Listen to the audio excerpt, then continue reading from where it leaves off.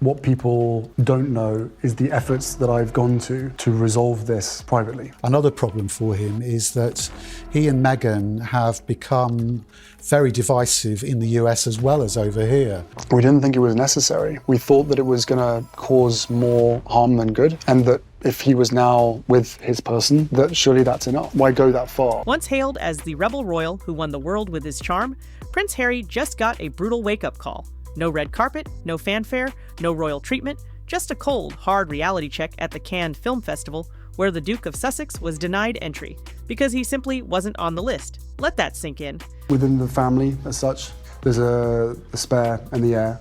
My brother being the heir and me being the spare, and so I think it was just a really good opportunity to choose a title that had been somewhat used against me. The man who once walked among presidents and queens was left standing outside like a gatecrasher at his own legacy.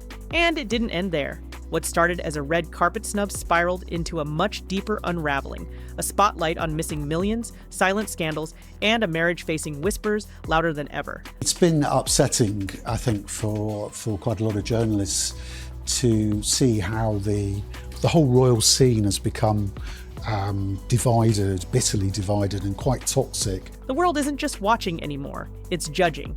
And what they see might just be the fall of a prince who thought the rules didn't apply to him.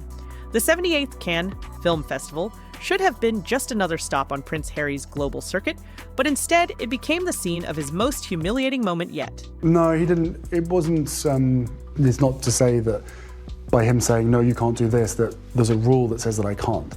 Right, it was more sort of a brother, I guess, competition. Dressed to impress and flanked by an entourage, Harry approached the entrance expecting the doors to swing wide. They didn't. Instead, a stony-faced security guard asked for credentials. When Harry couldn't produce them, he was told to step aside. No badge, no entry, not even a whisper of recognition. Bystanders watched in disbelief. Was that really Prince Harry? Why was he being turned away like some TikTok influencer trying to sneak into the VIP section? The answer was simple. His name alone no longer opened doors. Troops, do you think your editors would support it? And everyone said, yeah, I think so. So he was actually asking journalists for their opinion on how he should operate or what kind of project. Eyewitnesses reported that he tried to drop his title. I'm Prince Harry, he allegedly said, but it didn't matter. The security team, unimpressed and unmoved, waved past celebrities, executives, and socialites, while the Duke stood frozen. Cameras caught it all. Not in admiration, but in pity and mockery. The moment exploded online. Hashtags like Debats, Prince, Who, and Don Harry Shut Out trended within minutes. I think, after I've done this, the book comes out, I would hope that other members of the family feel as though they can write their own book. The symbolism was sharp and undeniable, a fallen royal stripped of his past, standing powerless at the gates of glamour. The world didn't just see a snub. They saw a man being told loudly and publicly that he no longer mattered. If being denied entry was humiliating, what came next could be devastating. Prince Harry's prized creation, the Invictus Games, is now under fire.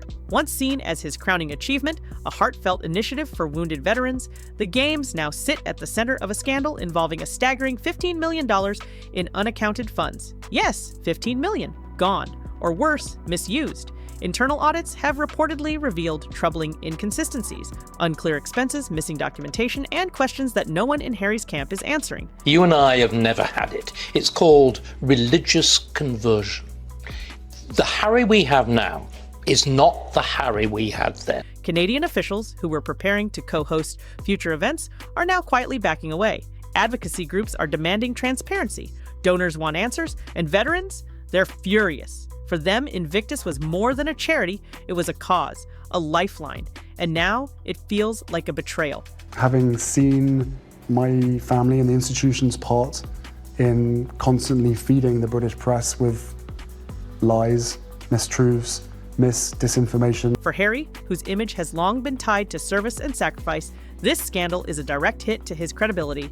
The man who once stood tall as a soldier prince now faces whispers of corruption and mismanagement. Legal probes aren't off the table. Investigators are allegedly circling. And the silence from the Sussex camp? Deafening. No statements, no denials, just a PR void that's fueling suspicion. If these allegations stick, the fallout won't just damage the Games, it could obliterate the last piece of goodwill Harry had left. As Harry stood stranded in Cannes, and his charity faced scrutiny, one figure was noticeably absent: Meghan Markle. No surprise appearance, no supportive hand on his arm, just radio silence. And in the world of celebrity optics, silence is never neutral. Let's just read that sentence out again. They say that all of these issues have been examined repeatedly and meticulously by the courts, with the same conclusion reached on each occasion. Whispers began swirling. Was Meghan distancing herself from the chaos? Her absence at Cannes was particularly glaring, given rumors that she had initially planned to attend. A passion project, a new launch, maybe even a return to acting. There were plenty of whispers. But when the cameras clicked, the Duchess was nowhere to be found. Insiders claim it was a strategic pullback, a PR shield to protect her brand from the heat now engulfing her husband. After all, Hollywood loves a comeback, not collateral damage. But others speculate that the cracks go deeper. Meghan's recent solo appearances and selective public outings have sparked questions about the couple's unity. Their joint ventures have slowed, their once synchronized schedules now look disjointed. Has the pressure fractured their facade? Some think Meghan is preparing for a rebrand, one that doesn't include being dragged down by Harry's spiraling narrative. Whether that's true or not, the Duchess's silence during her husband's most chaotic chapter yet is making more noise than any statement could. And the longer she stays quiet, the louder the questions grow. While the Sussex brand unravels, something unexpected is happening within the monarchy.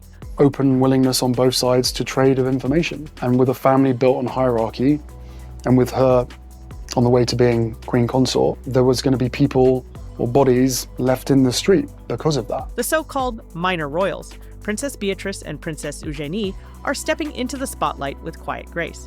Once dismissed as side characters in the royal saga, the York sisters have become unexpected darlings of a new generation. They're not doing it with Netflix deals or tell-all memoirs. Instead, they're opening children's hospitals, speaking at global health summits, and showing up for causes without a camera crew in sight.